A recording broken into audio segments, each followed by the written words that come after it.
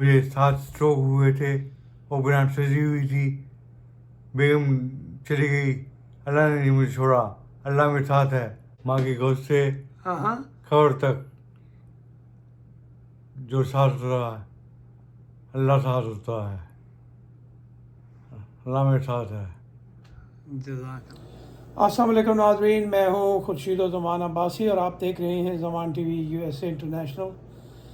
آج میں آپ کی ملاقات کروا رہا ہوں ملک جہاں زیب صاحب سے۔ آج آپ کی ملاقات کروانے جا رہا ہوں میں۔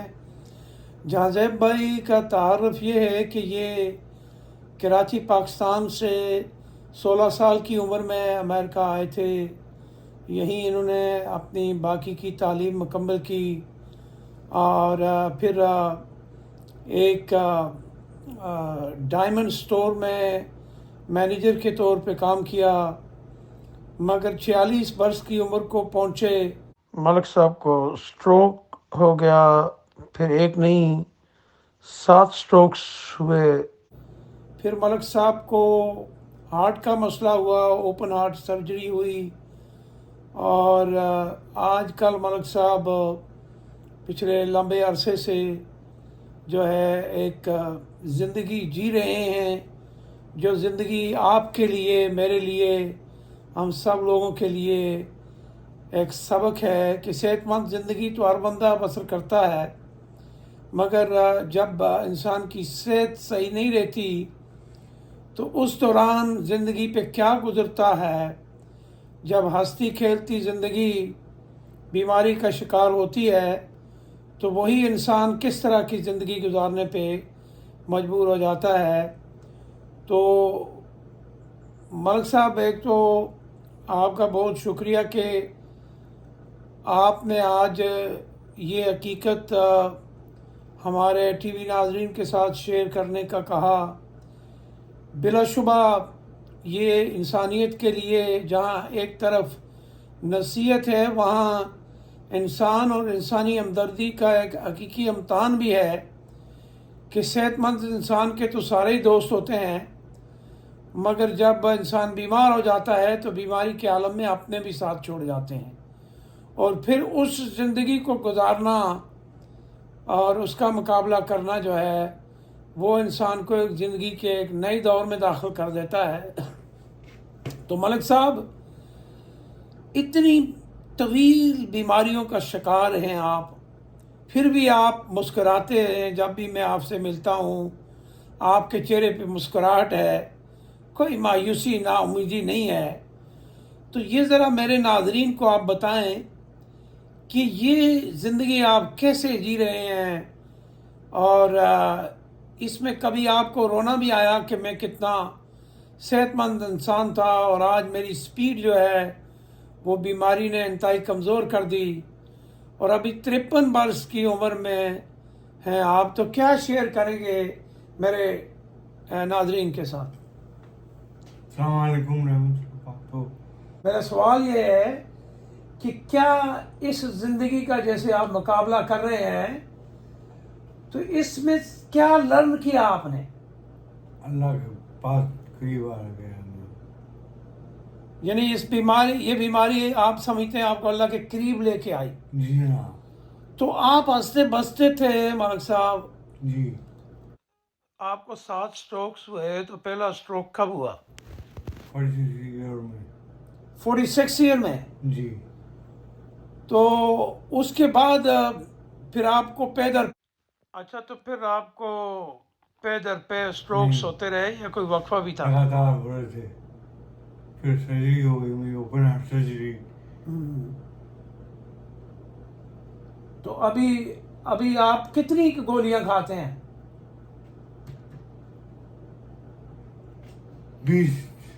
20 گولیاں روزانہ کھاتے ہیں؟ جی ہاں، دن اور رات۔ دن اور رات؟ جی ہاں۔ تو یہ جو ٹیبل کے اوپر سب کچھ پڑا ہوا ہے، یہ ذرا اٹھا کے دکھائیے میرے لوگوں کو۔ یہ ناظرین، یہ ملک صاحب کی گولیوں کا باکسز ہیں، اور یہ ملک صاحب جو ہیں روزانہ کھاتے ہیں۔ اتنی تکلیفوں کے بعد بھی آپ کے چہرے پہ مسکراہٹ کا راز کیا ہے جی؟ اللہ اللہ تو کیا پیغام دیں گے آپ صحت مند لوگوں کو کہ اس زندگی میں جو آپ گزار رہے ہیں اس میں اور اس میں کیا فرق ہے؟ بہت فرق ہے. میری اسپیچ خراب ہو گئی ہے, اچھا, بول نہیں سکتا میں. تو یہ سٹروک کی وجہ سے آپ کی اسپیچ خراب ہوئی ہے؟ جی جناب. ہاں, تو کیا پیغام ہے آپ کا صحت مند لوگوں کے لیے؟ کیا احتیاط کریں وہ؟ نماز اچھا, ماشاءاللہ, نماز پڑھنا چاہیے. نماز پڑھنا چاہیے, اللہ کو یاد کرنا جی چاہیے. جناب, اللہ نے بچایا مجھے. جی ناظرین, ملک صاحب نے اگرچہ اشارتاً ہمیں بہت اچھا میسج دے دیا. جیسا کہ آپ کو پتہ, سٹروک کی وجہ سے ان کی جو سپیچ ہے وہ بھی افیکٹڈ ہے, یہ کھل کے بات نہیں کر سکتے. مگر جو پیغام ان سے مجھے ملا, جو میں آپ کے ساتھ شیئر کر رہا ہوں, وہ یہی ہے کہ جب تک انسان صحت مند ہوتا ہے تو سبھی دوست ہیں, احباب ہیں. پھر بعض لوگوں کی زندگی میں ایسا بھی وقت آتا ہے کہ خود اپنے بیوی بچے بھی چھوڑ دیتے ہیں. اور مگر ملک صاحب اللہ کے فضل سے امریکن شہری ہیں, یہاں رہتے ہیں, اور گورنمنٹ ان کی دیکھ بھال کرتی ہے. تو ملک صاحب, گورنمنٹ کیسے آپ کی دیکھ بھال کرتی ہے؟ آپ خوش ہیں وہ جو کچھ آپ کے ساتھ کر رہے ہیں؟ جی, میڈیکل ملتا ہے مجھے, جی. نرس آتی ہے, ٹھیک خیال رکھتی ہے میرا, اور تھراپسٹ آتی ہے, اور وہ جی. کیس ورکر آتی ہے. اچھا, تو ناظرین, ملک صاحب کا کہنا ہے کہ ان کی دیکھ بھال کے لیے نرسز آتی ہیں گھر کے اوپر, اور ان کی تھیراپی ہوتی ہے. اس کے علاوہ ان کی ٹیک کیئر کی جاتی ہے, اور گورنمنٹ کی طرف سے ان کو کیئر ہوم ملا ہوا ہے, اور وہ ان کا خیال رکھتے ہیں.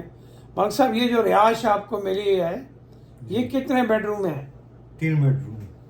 جی, تو ملک صاحب تناؤ بیماری کے سالم میں 3 بیڈ روم کے گھر میں رہ رہے ہیں, اور یہ کہتے ہیں کہ میری دیکھ بھال جو ہے وہ حکومت کرتی ہے, نرسز آتی ہیں, میری ٹیک کیئر کرتی ہیں.